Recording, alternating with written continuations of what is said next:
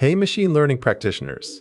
Building on our previous talk about training challenges like vanishing and exploding gradients, here is what most tutorials never tell you about convolutional neural networks, or CNNs, how their core building blocks, convolutional filters, actually learn to see the world in a hierarchical way, far beyond just detecting simple edges.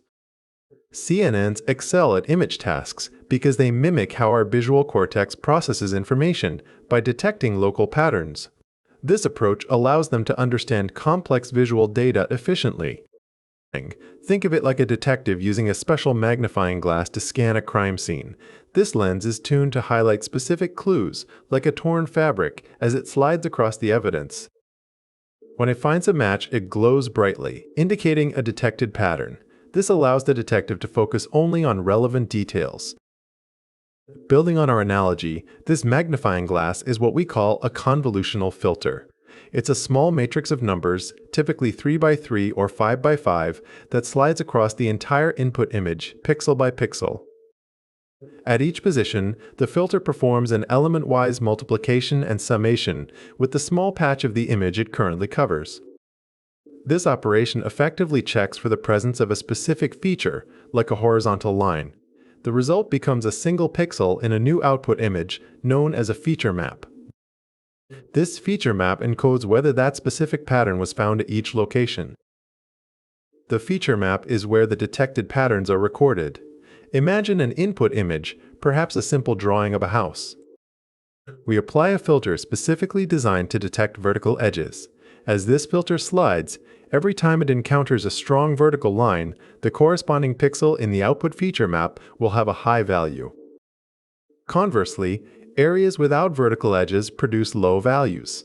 This process transforms raw pixel data into a map that explicitly highlights locations of simple visual patterns. These highlighted patterns make it much easier for the network to see and process the critical structural information within the image. After detecting patterns and generating a feature map, the next crucial step is to pass these values through an activation function, commonly ReLU or rectified linear unit. Without activation functions, stacking multiple convolutional layers would only result in another linear transformation. ReLU introduces non-linearity by acting as a gatekeeper. Any positive values from the feature map are kept, while all negative values are set to 0. This non-linearity is vital because it allows the network to learn and represent much more complex relationships and patterns in real-world images. After extracting features with convolution, we often want to summarize this information and reduce its spatial dimensions. This is where pooling layers come in, with max pooling being the most common type. A pooling layer works similarly to a filter, using a small window that slides across the feature map. However, instead of performing a dot product, max pooling simply selects the largest value within that window. This downsamples the feature map, making the network more robust to small shifts or distortions in the input image. It retains important features while discarding less relevant spatial information, improving efficiency and preventing overfitting. The true power of CNNs comes from stacking these convolutional and pooling layers, forming a deep architecture. Early layers detect simple features like edges. As information passes through subsequent layers, these simple features combine and reprocess. Edges might form corners, corners form basic shapes, and these shapes eventually combine into recognizable objects such as eyes or entire faces. This creates a powerful hierarchy of understanding, allowing the network to build increasingly abstract representations of the input image. It's much like a construction crew building a complex structure from basic bricks, layer by layer. Each neuron in a deeper layer doesn't just see one pixel, it sees a specific region of the original input image, called its receptive field. In the first convolutional layer, a neuron's receptive field is simply the small patch its filter covered. As we move to deeper layers, each neuron's input comes from a larger area of the previous feature map.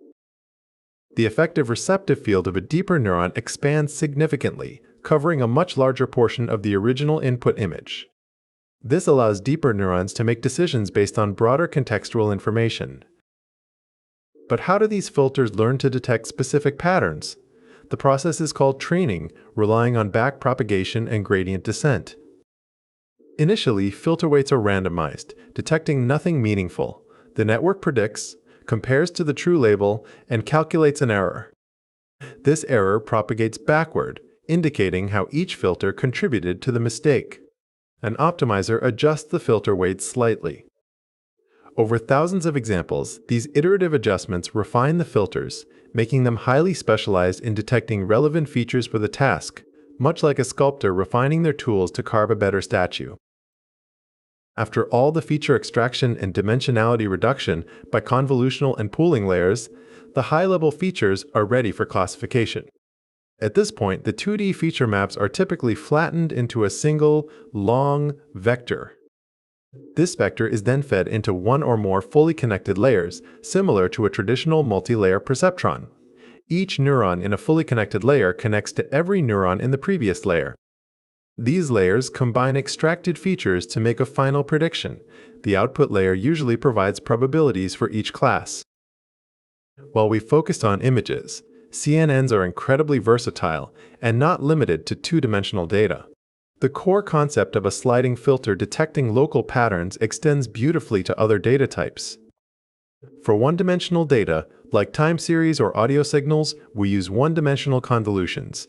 Here, the filter slides along a single axis, detecting temporal patterns. Similarly, for three-dimensional data, such as video streams or medical scans, we employ three-dimensional convolutions. The filter becomes a 3D cube that slides through the data, detecting spatial and temporal patterns simultaneously. Think of it like a specialized scanner for sound waves, or a moving X-ray machine analyzing a 3D medical scan.